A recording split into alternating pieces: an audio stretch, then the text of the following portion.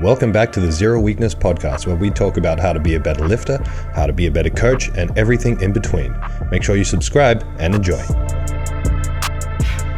Welcome back to another episode of the Zero Weakness Podcast, brought to you by Establishment Coffee Co. Very serious. If you want a discount on some coffee, head to the website, use 025 for 25% off your next order. My recommendation, the Upshot. Very nice bean. If you get the perfect grind, it extracts very nicely. Okay, I'll actually ask for the Upshot now. Yeah, very good. I'm surprised we haven't had to put the aircon on today because of I've got this heat here. So What are you running, Tom, bro? running my zenith of my collection, my shattered backboards, the OGs. Oh, jeez. What's the shiny stuff? Is that dew, like mildew from sitting in the boxes? Ooh, I don't know. All of my shoes get it on it, where they get this like layer of sparkly stuff. Yeah, it looks like. Is it like just got mold glitter or in dew or Do you keep the sachet in the boxes? no? Oh, I don't know. I think you should keep them in there. Do the sachets come with the boxes? Yeah. I just keep them however I get them. I don't change anything or throw anything out. Yeah, well, okay. Yeah, that's odd. I thought maybe you just wanted to jazz them up for the podcast, put a bit of glitter on them. No, all of them come out of the boxes like this because I don't touch them for so long. Yeah, right. Well, I'm running pair of TNs. Rodman. Yeah, Roadman Tings. CJ's rocking some TNs as well. Yes, TN3s. Ooh, okay. Badman. Budman. I'm barefoot. Ah, Bucks. beauty. No, you got like champion socks on. Stance. Oh, what are they? Stance. What does that mean? It's the brand. They're really good. It's the same as the white ones that I always wear, but I thought it was Lululemon. Nah, I don't know if No. you've noticed. You're wearing them too. I've exclusively worn these socks for like 4 years. I thought they were Lululemons. no. No. There's a specific way you have to wear them too. The logo has to be like on the inside.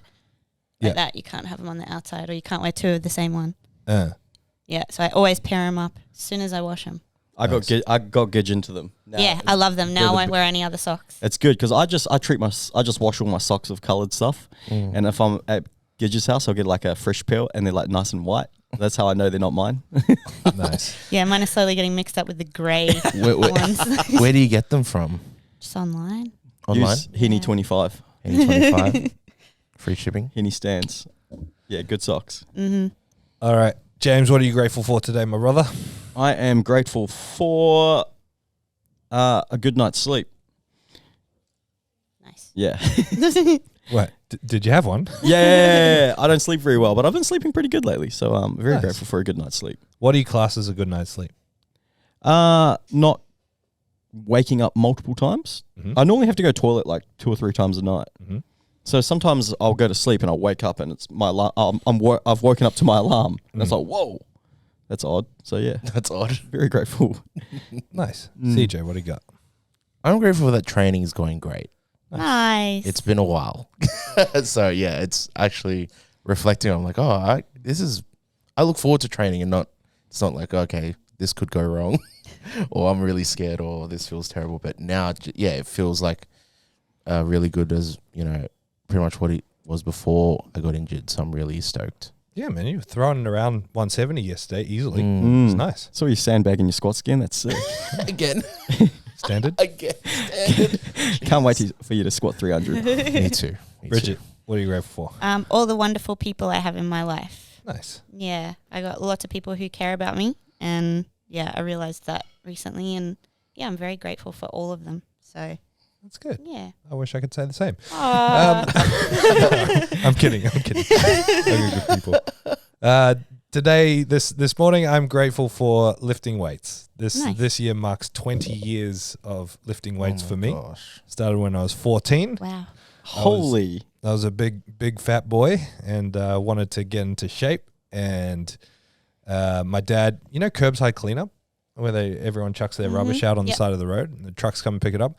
We found a bunch of weights, all these rusted, beat up weights out on the side of the road. So Dad let me bring them home and clean them up and paint them. And my brother had moved out back to New Zealand, and so we had a spare room at the unit. So I turned that into my own little gym. And he was super supportive. Dad helped me do chores and save up money and bought me a bar and bought me some other stuff like a bench, and we found this secondhand combo unit with the classic home gym thing with like a lat pull down and stuff like that. It's where it all began for me. That's sick. Cool. So, That's really cool. So I'll have to take a photo at some point in the next 6 months, which I'm dreading, and then put it side by side to like my first photo of I'm a gym guy when I was 16. Were you thinking about getting into the gym before you found the weights, or did something just sort of like click? No, I was mostly thinking about shapes and chocolate milk. To be honest, I'm still mostly thinking about shapes and chocolate milk. No, I was just a really big obese kid, and like I was probably 120 kilos when I was 14, and wanted to lose some weight. My brother was really into lifting weights, so I kind of wanted to copy him. That's cool. Yeah, and it just popped up on the side of the road. Does your brother still lift weights? Kind of, yeah. Yeah. He plays ice hockey, so he does some. He's gotten back into weights like this year. Yeah, nice. Yeah. Very cool. All right, quotes. All right, let me kick this off.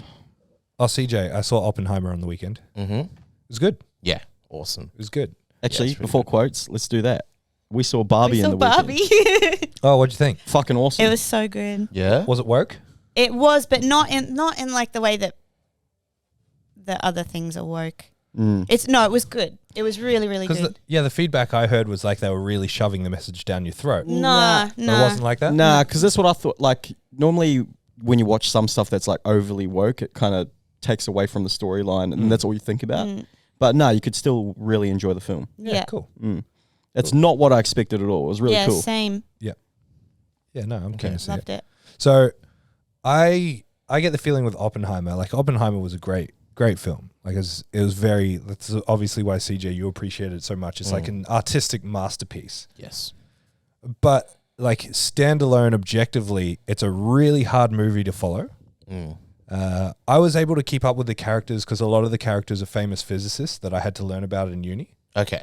So like the names that they'd repeat for, if you've never heard of these people, like these Einstein, you're going to remember because everyone knows Einstein. Yes, yeah. But someone like Niels Bohr, you don't. It's not a name that pops up. But if you've done physics or chemistry or whatever, these names are familiar, so you can keep up with who's who. For anyone who's not into chemistry or physics, it's like, wait, who's that guy? Who's that guy? What? Yeah. Who is that? And the storyline itself, because it's like the past and the future, then the present, then the past and the future, and then it's really hard to follow. Yeah, and it's paced very quickly. Yeah. Yeah. And Goes for 3 hours, right? yeah. But just like I wouldn't watch it at the movies again. No. Like I wouldn't rush back and watch it, and I have no interest in seeing it again for a very long time. But I'm really glad I saw it. Yeah. Well, Barbie's smoking it though, eh? Yeah. Yeah. In the, How come there's so much hype around these two movies at the same time? What? Didn't they get released on the same day? They got released on the same day. Yeah, I think it's what we said last week about like they were cross promoted organically because of Nolan stepping away from what's Barbie produced by DreamWorks or Universal or whatever, and switching to the other one. So there was controversy around that, and that sort of elevated them both. Okay. But I also heard, I was listening to it on a podcast. They're talking about the marketing budgets between them two. So Oppenheimer only had like $100 million Yeah. budget, and Barbie was like $245 million. Which is huge. Yeah, which is absolutely nuts. So Huge. But the marketing for Barbie was like pretty awesome. I didn't see any of it, so that kind of defeats what I was saying. But what I'd heard about it, like they did things in America, like put the Barbie house up on like their real estate.com and stuff like that. Oh, no way. Yeah, like really cool ways of how they promoted it. yeah, that's sick. But no, it was a great movie. Very good. All right. My quote is: "Change happens when the pain of staying the same is greater than the pain of change." Yeah, nice. That's good. I always like that one. That's cool. Nice. Classic Uncle Tony Robbins quote, I think.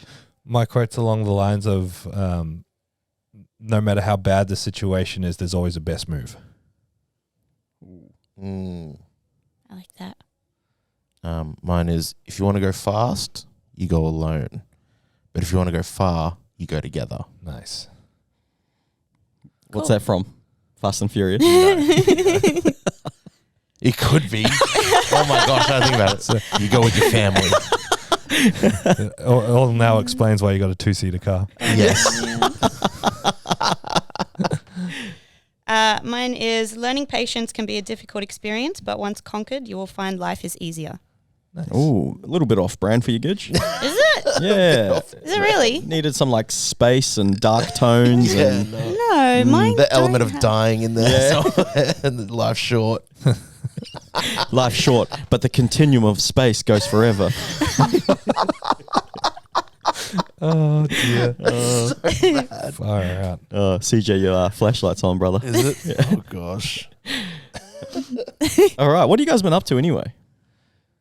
Anything exciting? Being sore. I don't know why I'm so sore this week. Well, I know exactly why I'm so sore this week, but I'm not happy about it.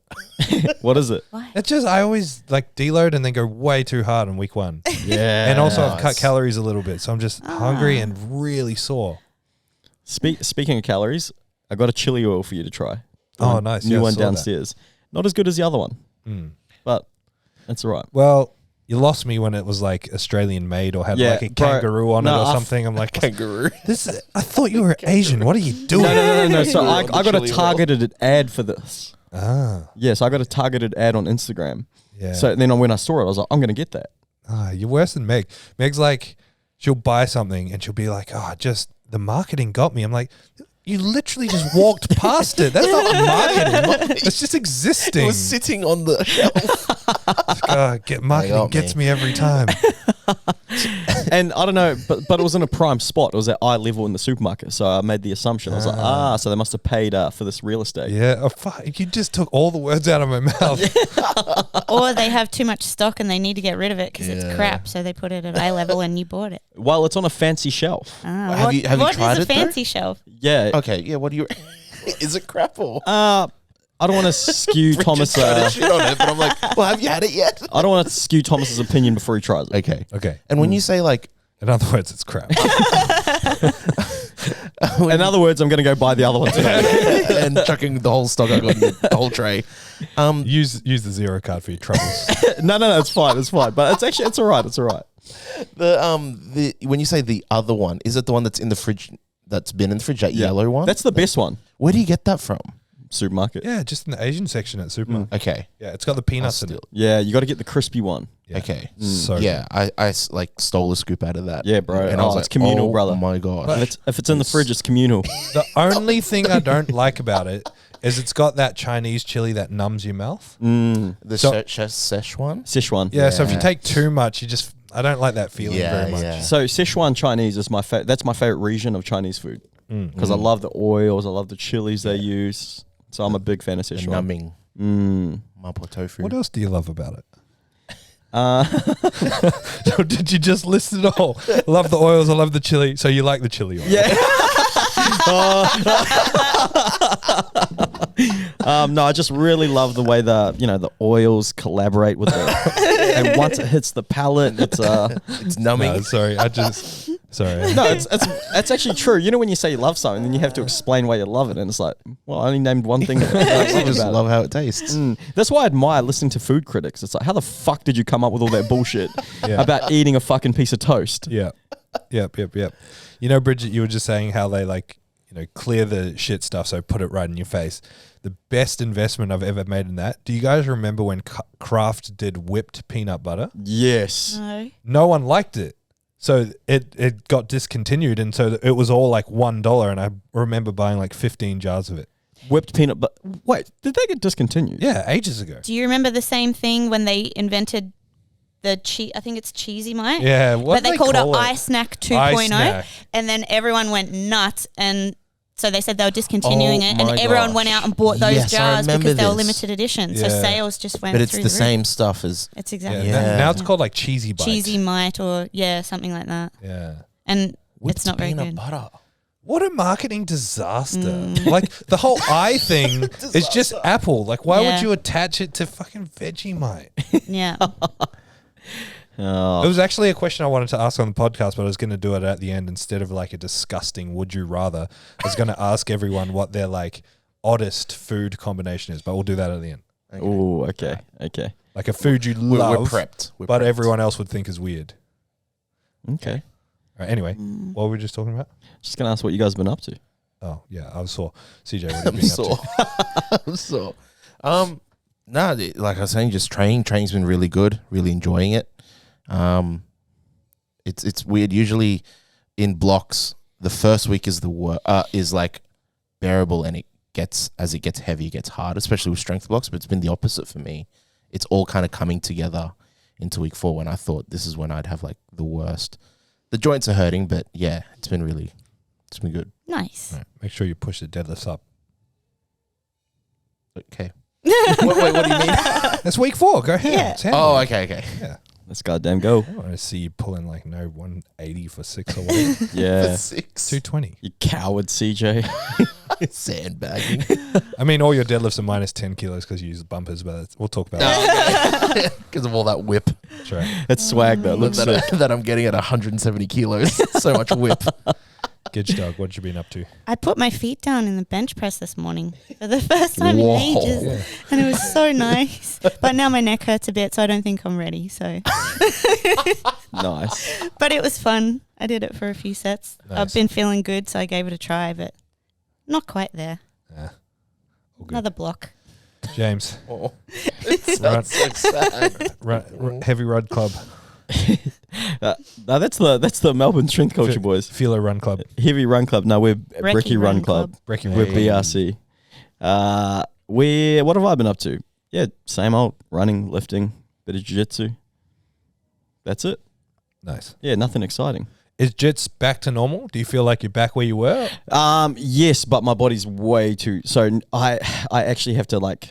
Sounds silly, but I need to like limit my exposure to it because the first week I went nuts. I went like, yeah, I just went too hard. So this week I've only gone once.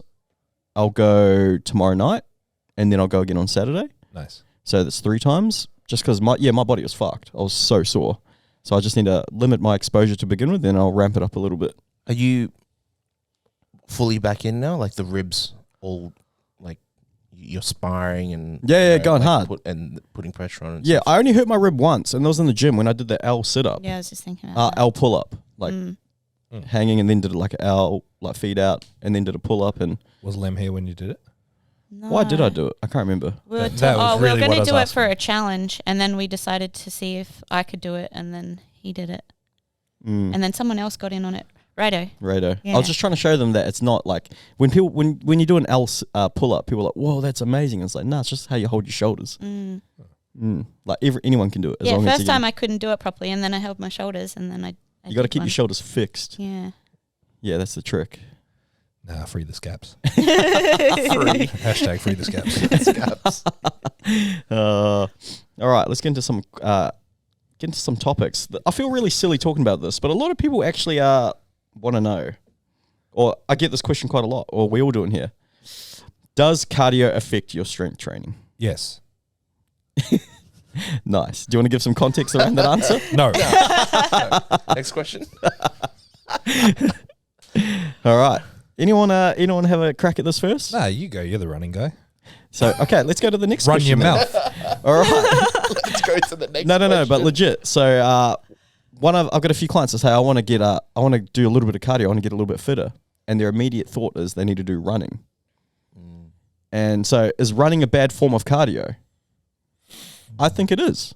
I think it's a horrible form of cardio.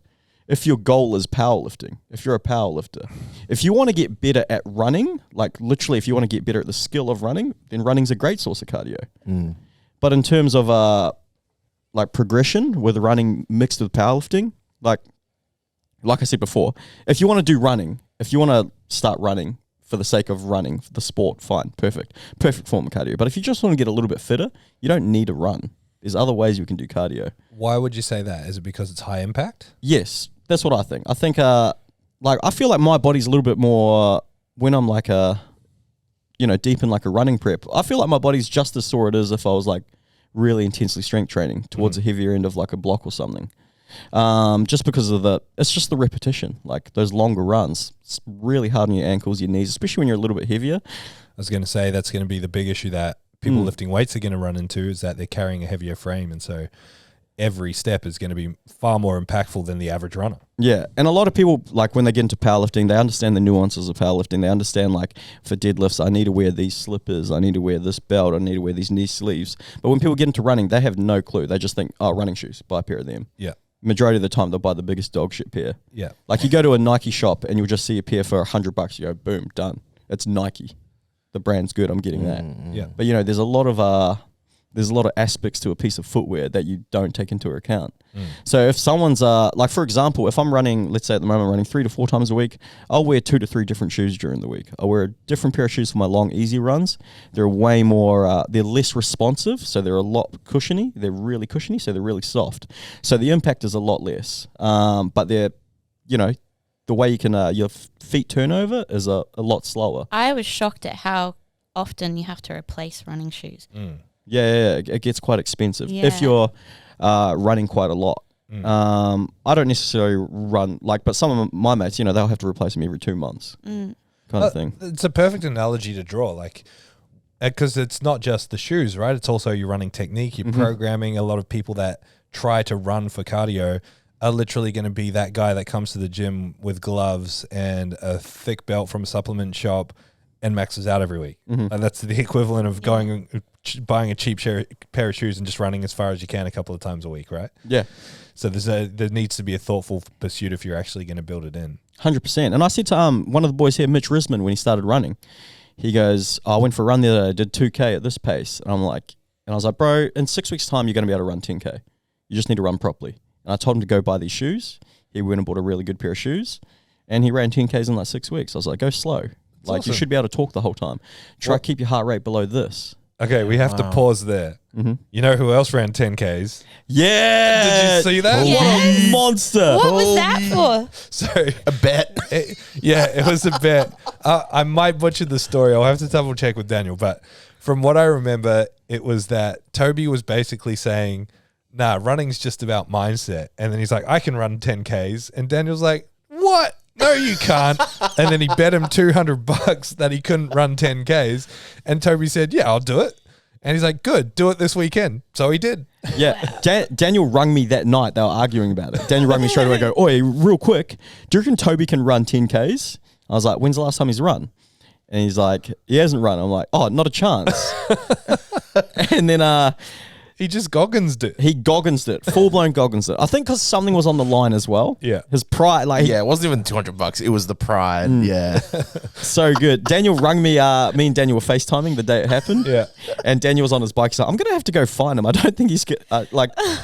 Don't think he's going to make it. Yeah, I'd have but to find him. fuck, he did good. He did the 10Ks. Daniel FaceTimed me, and yeah, everyone was stoked. And it didn't look like it was flat. Like he was kind of. It's a pretty hilly run. So like the route he took, he went from Southside to Wollongabba up Logan Road, and I live on Logan Road. So I really wanted to catch him like from my balcony and yell at him while he was going past. But I must have just missed him because I'd gone out and got groceries. But yeah, it's pretty hilly. Yeah, it's not just flat. Like, it was a really good effort. I looked at his time as well, which was like 7:31 per K or something. Yeah, he did the whole thing in 1:24. Yeah, which is like that's a good easy K run. Like, that's if you're relatively new to running, that's how fast your easy K should be. Yeah. So that's fucking. I couldn't believe it. Props to Toby. Well Yeah. done. That's so cool. Man. Well What a done, Toby. weapon, eh? I can't Like, I couldn't believe it when Daniel FaceTimed me and said he did it. I was like, no fucking like.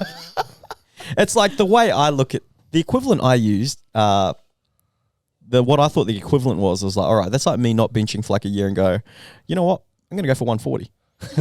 Yeah. And then Daniel's like, that's exactly what I fucking thought. I've been telling him, and then he did it, which is nuts. Yeah. Apparently Yeah. he was paying for it the next day. Yeah, he said it. He said it I was. bet. He said he's Oh never my doing that again. gosh. Oh, I amazing. bet. Amazing. Okay, back to the subject. I think or just like anything, it's like this automatic dichotomy that people do, black and white, yes or no. There's one thing or there's the other. And the reality of cardio and lifting is that it kind of falls in the middle, as in a lot of people think that doing cardio to be fit is going to make them better at like doing reps or lasting longer in the gym. And conditioning or GPP, like being generally prepared for what you're doing in the gym, probably isn't going to see much benefit from running or walking around the block or that general fitness. So the two don't necessarily talk to each other. And at the same time, being generally fit and doing some cardio doesn't interfere with lifting if it's done in a thoughtful approach.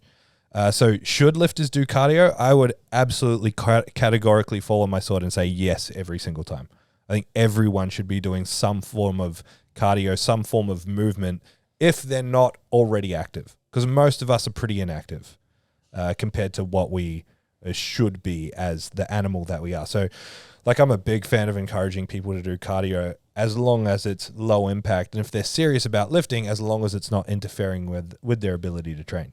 And that's as simple as walking or like riding a bike or, if you run a light jog, you don't have to do a 10K run. You can go out and run for 15, 20 minutes. You can back that up with some rowing at the gym or getting on a erg bike or whatever.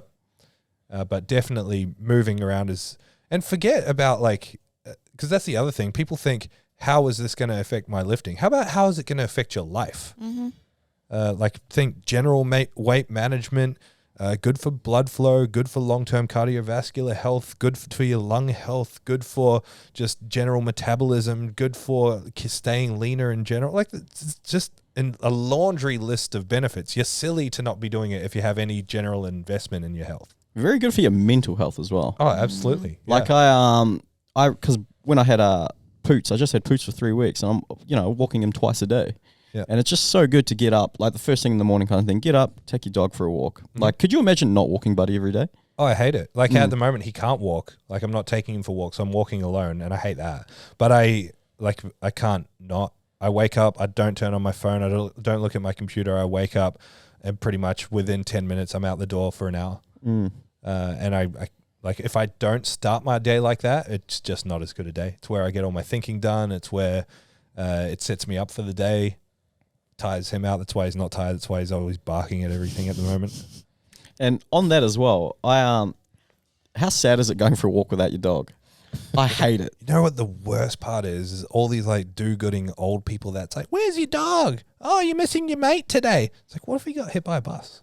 Yeah. Like, how bad would that make you feel? And there's like, it's not, I explain the situation. I can't walk at the moment. And they still ask every day, oh, where's your mate? Is your mate coming back soon? Like, what about my feelings? I'm here. It's also your dog's best part of the day too. It's also kind of like, because I do, as you know, a creature of habit. I do exactly the same route every single day at pretty much exactly the same time. It's kind of weird how many people know me without having ever met me. Like, random people will pop up that I don't cross paths with on my walk, and they'll be like, you're a long way from home. Like, that's a weird thing to say. Yeah. Don't say that to someone. Or like, where's your dog today? Like, how do you know I have a dog? It's a bit odd. So something that sparked my thought for this topic is I've got a client, Nikki, who is, how many weeks did I say she is out from comp? Is it like 11? 11 weeks out. She's 11 weeks out from natural bodybuilding comp in Romania. Nice. She's doing it in Romania. Yeah. Yeah, wow. She's looking amazing. Yeah, she's getting very shredded. lean, yeah. She's like 54 kilos at the moment. Wow. Jeez. Her starting weight was like 65. Far out. Yeah, so she's Oh, absolutely she's incredible. yeah, she's absolutely crushing it. But so she's getting a little bit disheartened at times with her training because obviously when you're in such a huge calorie deficit, you're not as especially in bodybuilding, this deep into a bodybuilding prep, you're not as lively as you are at the start. Everything's harder. Everything's heavier. You don't really get a pump as much. Yeah. So and with females especially, like lots of other stuff happens while you're really deep in a deficit. But she gets a little bit disheartened sometimes. You know that she's not making progression in terms of load. So each week, with powerlifting, the main objective is to get stronger. So we're always trying to add load in some way, shape, or form. But obviously, not all the time. We're always trying to modulate something else. But that's what I was talking to her about. Let's aim for different things. Let's try to progress things. Let's try to make things a little bit harder in other ways. So I want to talk about constraints, training constraints. How can you make things more difficult? How can you still enjoy training? How can you still make progression when adding load isn't an option? Yeah, sure. I think the biggest thing to recognize is that everything's just relative intensity. It's just supposed to be X amount of hard. That's why I love RIR. So it doesn't actually matter how much weight is on the bar. It's just about how far can you take this thing. It's like relative intensity, and the right muscles will give out in the right exercise if you're focusing on them.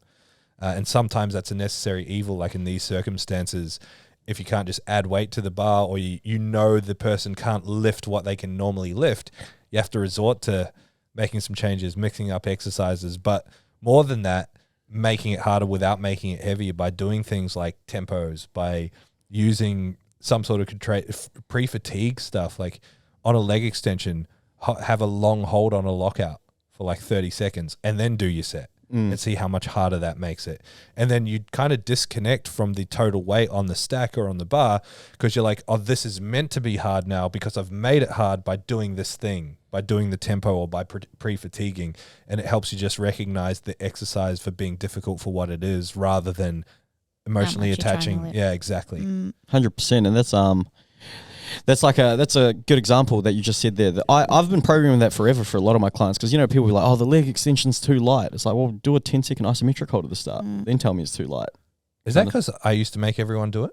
Nah, I remember when I went down the rabbit hole of isometrics, I loved isometric lunge holds and things like that. Yeah. I used to make everyone do it. Yeah, true. Yeah. I've been programming it for my clients too now. Yeah, it's good. And I do it back myself. when we had that old shitty leg press, leg extension.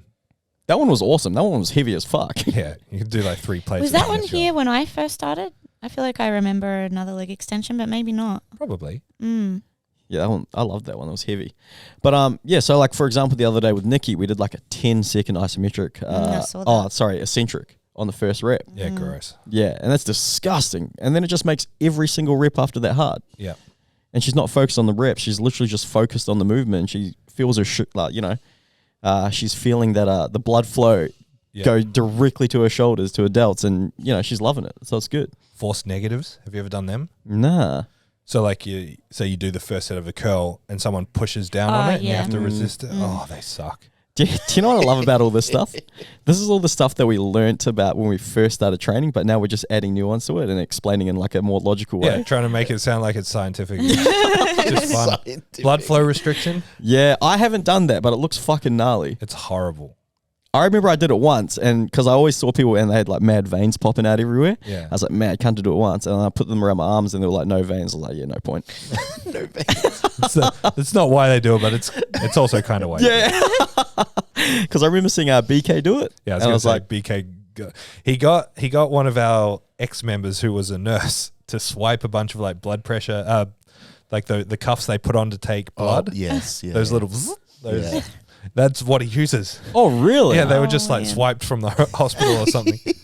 Is there any? It's all right. You're safe, BK. You're in Bali now. They can't come for you. Is there any danger to that? I mean, like, not really. Yeah, okay. I mean, you're not going to put it on and leave it on for 2 hours.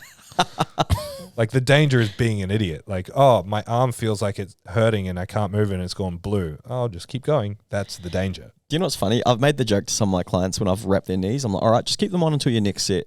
And they do it. And they've gone to just go sit down and be like, I'm like, I was joking. We're going to re-wrap them. Take them off. On the opposite, it's like that's when you know someone doesn't know how to use wrist wraps or knee wraps. They put them on when they walk in and wear them for the whole session. Yeah. Well, what about when I wrapped Angus's knee? So the first time did I tell you about this? I wrapped Angus's knees for the first time and I told him, I was like, I'm not going to wrap them tight. But I said to Bridget, I'm going to wrap them as tight as I can. And I wrapped them as tight as I can. And I did what we used to do. We don't do this anymore. But I was like, you have to walk to the other. You have to walk to the other side of the gym. I wrapped them as tight as I can. He stood up with them and goes, yeah, they're quite tight. With his hands on his hips and just started walking around. I was like, there's something wrong with you. Farm strong. Yeah. Country tough. He is country tough. Because even he wraps his knees really tight already. Yeah. He tells me how many revs he's got. And he's got huge quads, huge calves. So he's got big legs. He's a monster. Does he wrap his own knees? Yeah. Wow. Nice. I taught him once, sent him that video of you wrapping your knees, Tom Bro, and he wraps his knees just as good as anyone. That's amazing. Who else is going to wrap his knees out there? A cow? Yeah. I didn't know he was doing wrap squats. A bale of hay? Yeah, he's just got the biggest nuts. He's like Tom Hardy, bro. I know we keep making this comparison, but like taught him how to wrap his knees, go straight into like a strength phase. PBing triples and he's wrapping his own knees for the very first time. So good. Absolute monster. So good. So also training constraints. I don't know. Have you guys noticed in here, like we've got some leg extensions. We've got some leg machines that are really hard and some that are really easy. So when you think of exercises, I don't know about you guys, but for me, when I pick a leg machine, I pick the one that it's easiest to load. I'll pick a hack squat or I'll pick a pendulum because I don't have to put too many plates on them. And you can get you can get the exact same stimulus, if not better, than some of these other machines. I like the pendulum squat. Pendulum's the best. I think it's awesome. I find the belt squat's annoying because belt squat can really mess you up if you use it well. But belt squat, you can also load the hell out of it and just body English your way up and basically get nothing for your legs. Not nothing for your legs, but very minimal stimulus. So like it's just like the whole like leg press versus squat thing. If your legs are strong enough to do triple what you squat or something ridiculous like that, double what you squat on a machine, it probably just means you're not doing the machine very well. Like you're probably just using momentum, using your arms, using something to pushing on your knees, whatever it is. You're probably just using something else to move the weight from point A to point B. And that's not how getting stronger or getting bigger works. It's not just moving things from point A to point B. It's doing it thoughtfully and in a way that's going to maximize progression over time. Yeah, you got that's like why I like programming pendulums for people, because obviously you don't need there's not much you don't need to load it too much, like I said before. You can add 2 plates and you're going to get a fucking crazy pump. You're going to get the desired stimulus that you're trying to get. And the other reason I like programming pendulum is because you notice people's hips can't shoot back. Yep. They literally just have to use their legs. Well, it's a great constraint. Like, so if you put like say pendulum side by side to belt squat, to keep picking on belt squat, there's so many ways you can cheat in a belt squat. In a pendulum, you really can't. Like it's pretty hard to change the position of your body to move the weight up. It's pure legs. It's great. So, all right, we got some really cool machines in here. We got the Power Squat Pro. I love that thing. That's fucking awesome. We got the leg press. We got the pendulum. Yep. We got the hack squat. Put them in order. Belt squat too. Oh, and the belt squat. What's the Power Squat Pro? That's the the thing in the corner? power squat machine next to the hack squat. Oh, it's next to it? Okay. The thing that like Yeah. Huge Yeah. with the Yeah. metal plates on metal. Yeah. Yeah. But put them Okay. in order of what? Oh. So you guys can create your own context around this. Powerlifting. No, hypertrophy. Oh, hypertrophy, I would go the power squat, then the pendulum, then the hack squat, the leg press, belt squat. Nice. Gidge? I'd do the same, but I'd swap leg press and hack squat around. Because? I feel like I can't get enough range on the hack squat. Oh, but we can actually take that bottom thing out now. No, don't do that. Don't do that. No, because when you go lower, the base of the thing hits the pin Oh. and it'll snap it out. Okay. It happened up in Cairns. Oh, were they doing that as well? Yeah. Yeah, okay. You'll have to just put like mats on it or a block or Oh, something. yoga blocks on your shoulders. That. Yeah. We got bench blocks, so we can do that. Mm.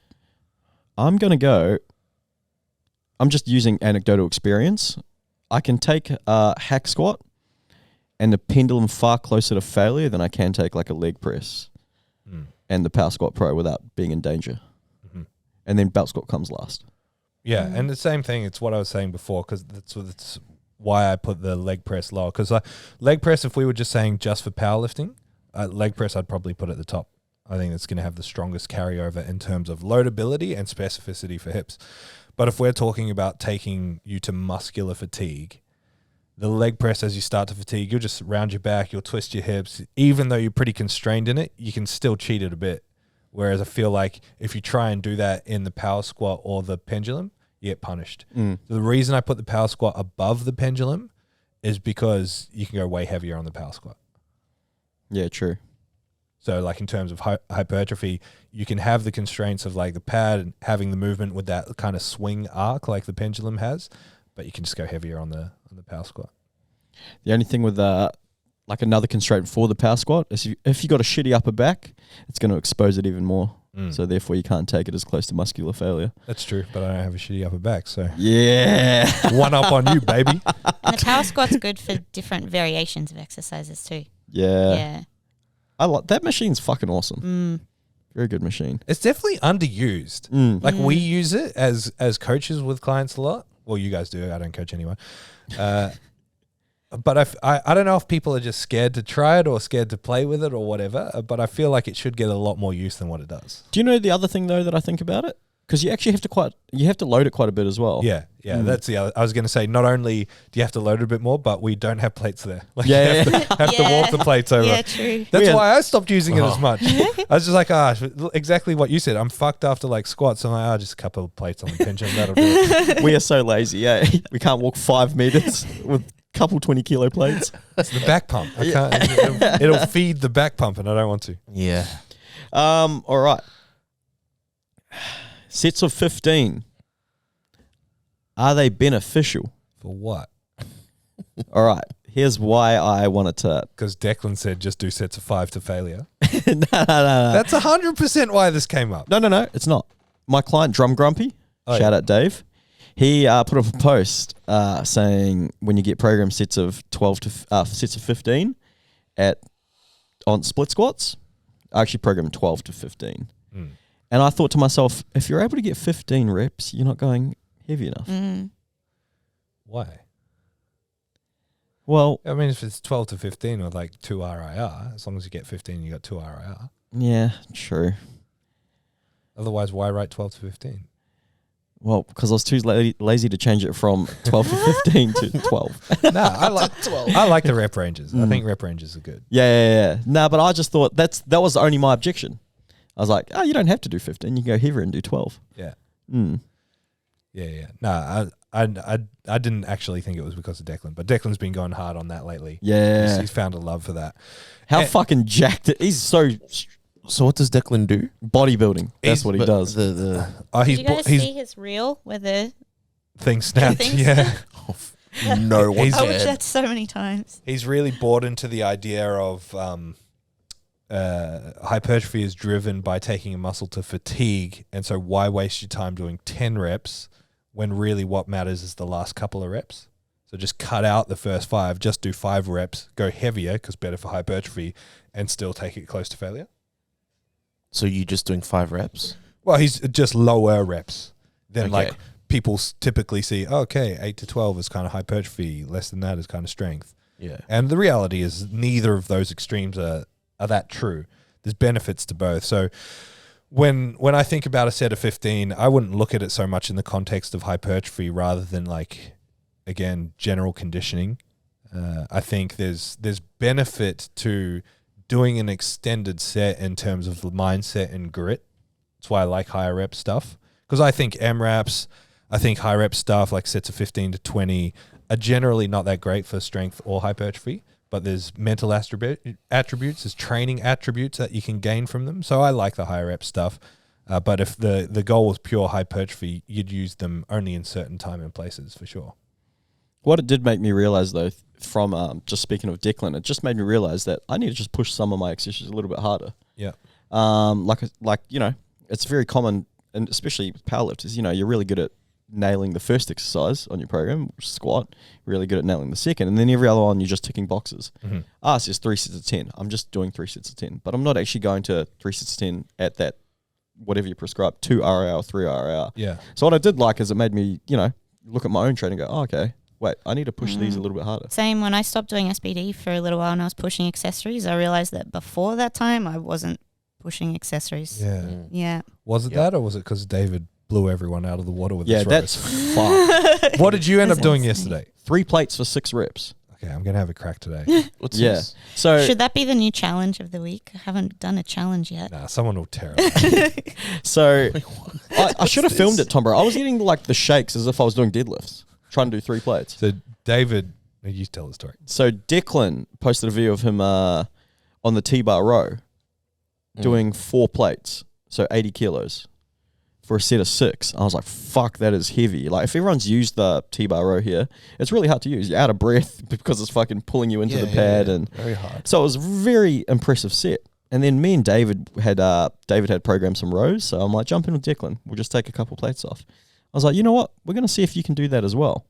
And then so David did 4 plates for 10 reps with no grips. So Declan had straps as well. And Declan was like mind blown. Declan was like, that's fucked. I was like, that is fucked. There's no knurling on those handles. They're just plastic and they roll. rolling Yeah, handles. they roll, so they roll out of Yeah. your hands. So David did 4 more reps than Declan at the same weight with no grips. And then yesterday he did 5 plates for 6 reps. Oh my God. So I was like, you know what? I'm going to... surely I'm going to see how hard I can push this. I only did 3 plates of 6 reps, and I was getting like the shakes, like when people can't lock out a deadlift, It's really and they get the hard. shakes. That's what I was getting on the rows. Yeah. Yeah, I'm going to give it a crack today. I haven't tried to. I've only ever used that machine to warm up. Like I've never done back work on it. I've only ever done like a 120 kilo plate for full range stuff. I've been loving it. I've even been using it for rear delts. I'm saying that just in case I do poorly today. I'm just going to be like, I haven't got the experience. Give me a few weeks. Yeah, the skill. Yeah, you haven't practiced the skill enough. That's right. That's right. With a few more exposures, you'll be there. What to do if one side is stronger than the other? Steroids. Yeah. But only on one fix side. it. Yeah. You got to inject on that side. That's where the Only on steroids that work. side, on the weak side. Yeah. Well, the first question is like, how do you know one side's stronger than the other? It's a question.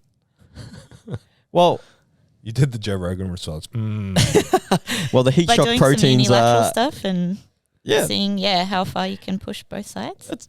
that's a good answer.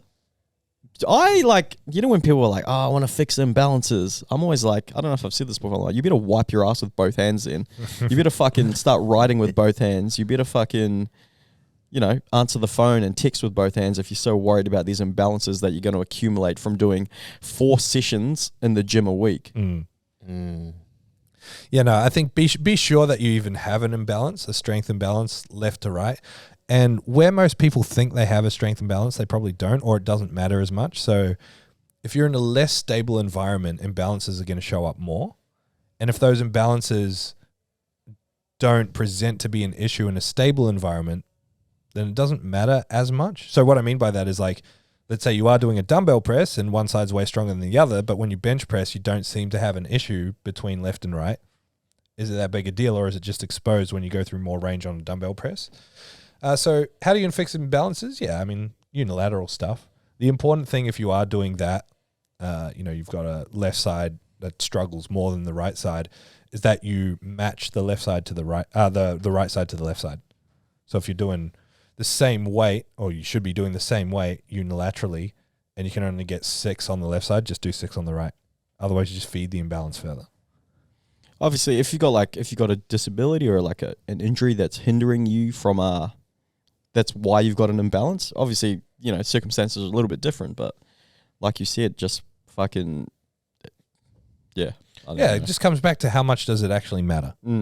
And honestly, if you're just managing your own training, you probably don't have the skill or knowledge to make that call. Yeah. It's probably just a guess, because I can tell you, we can test the best lifters in the world, the worst lifters in the world, someone who looks completely stable, someone who looks completely unstable, and no matter what, we'll find an imbalance somewhere. Yeah. So let's use baseball players for an example. If they are, or anyone, you throw a ball, I'm left-handed, throw a ball with my left hand. It's really good. Throw a ball with my right hand.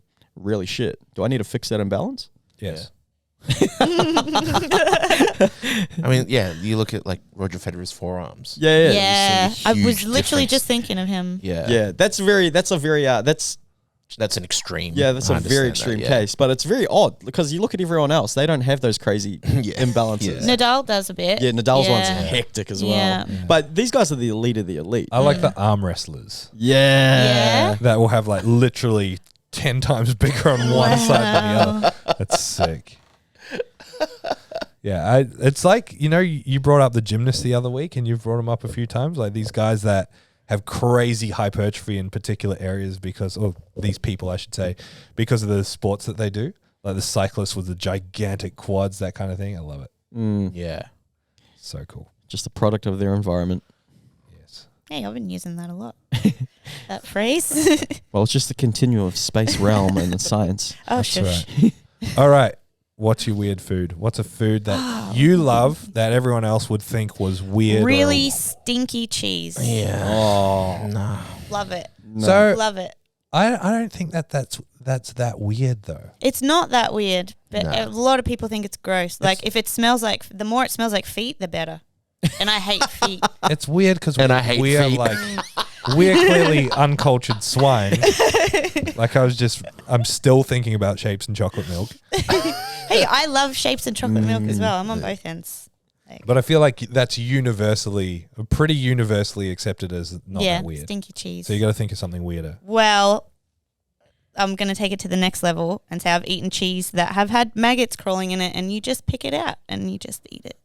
Yeah, okay, that's gross. Yeah. That's So there you wild. go. Is that only in like parts of France? That's in France and Italy and places like that. You're not allowed to do that here because we have fermentation laws. So that's why our cheese is shit over That's here. nasty. I got one. CJ, I don't know if you like it, but balut.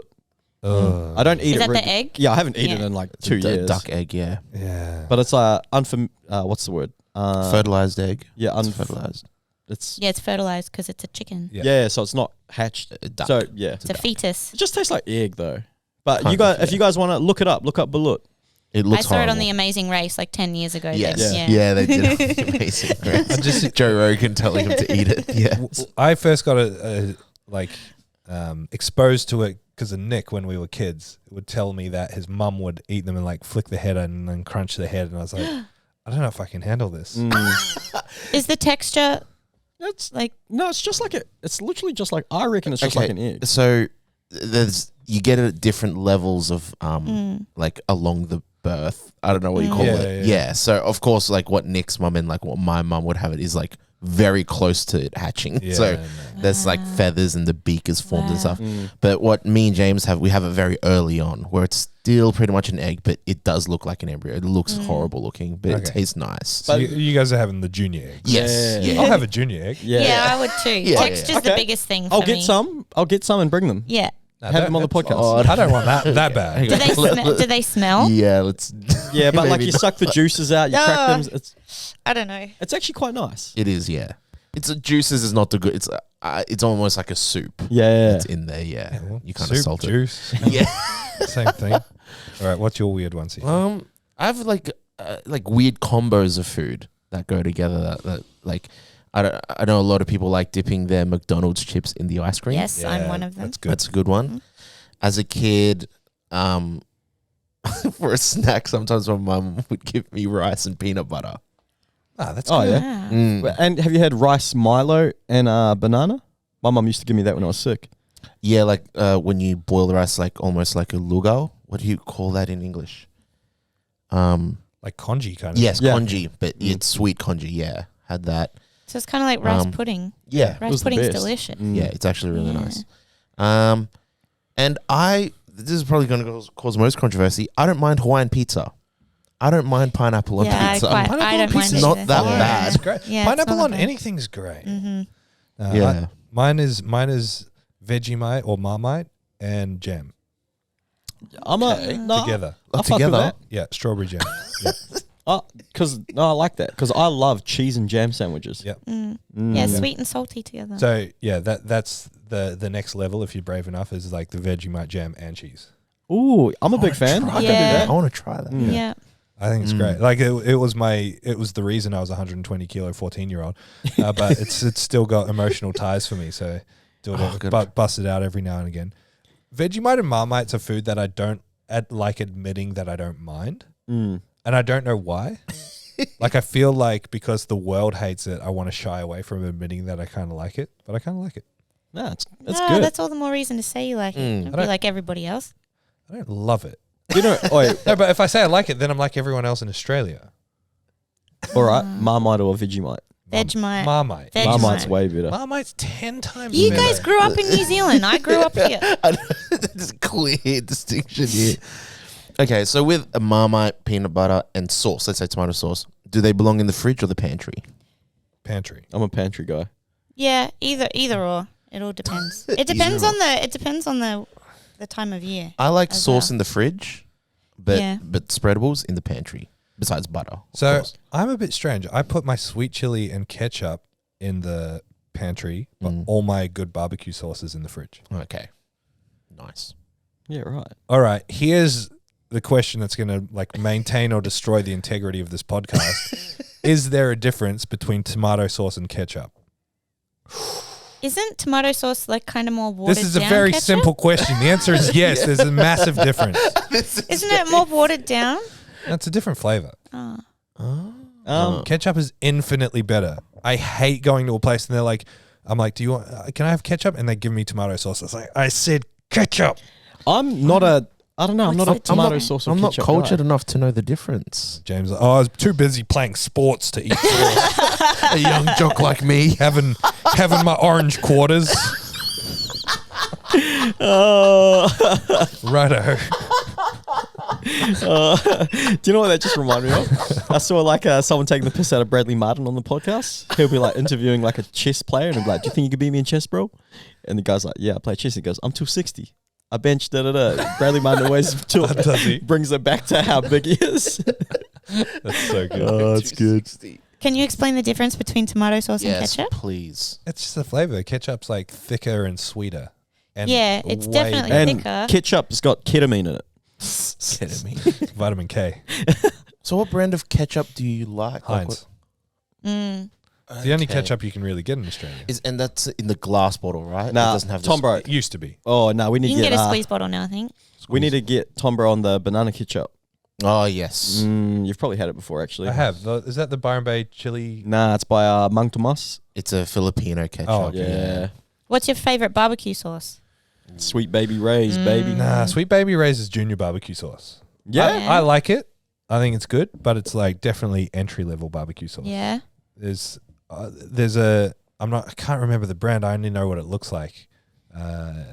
I got a bunch from America last time I was there. It's my favorite sauce. I'll take a photo of it. Oh, Okay. Master Foods. Sometimes I put it in like when I do barbecues here, I put it in one of the things for everyone to try. But I don't like sharing it because no one appreciates barbecue sauce. They're just like, "Oh yeah, great barbecue sauce." Just I love a good barbecue. This Master Foods? Oh, is this the sugar reduced one? Fuck off. sugar reduced. No, I'm a big sauce guy. I'm a big Word. sauce guy. Mm. You know what? The ETA, I don't even know how you say that brand, ETA. The ETA brand, like the old, every Australian household has it, that brown bottle. With a yellow With the lid. yellow My lid. dad's favorite, the smoky barbecue. That is something. like hugely underrated in the barbecue community. I reckon that's a fantastic barbecue Yeah. sauce. Good sauce. Good sauce. If you got any sauce recommendations, hit us up. I gotta Alright. get that chili oil. Do you go Trident sweet chili sauce or like that Thai brand? I was gonna say you go the one that's in the same bottle but with with the Thai Yeah. scripture on it. yeah, Mm. like Thai. All right, that's us. Nice. Amazing. Subscribe, like, we love you. Bye. Bye. Thank you so much for listening to the Zero Podcast. If you want more information, head to our Instagram, @zero_weakness. Hit the link in the bio for all of our services and any information on upcoming workshops and events. Don't forget to leave us a 5-star review so we can have a broader reach and answer more people's questions. Thank you once more.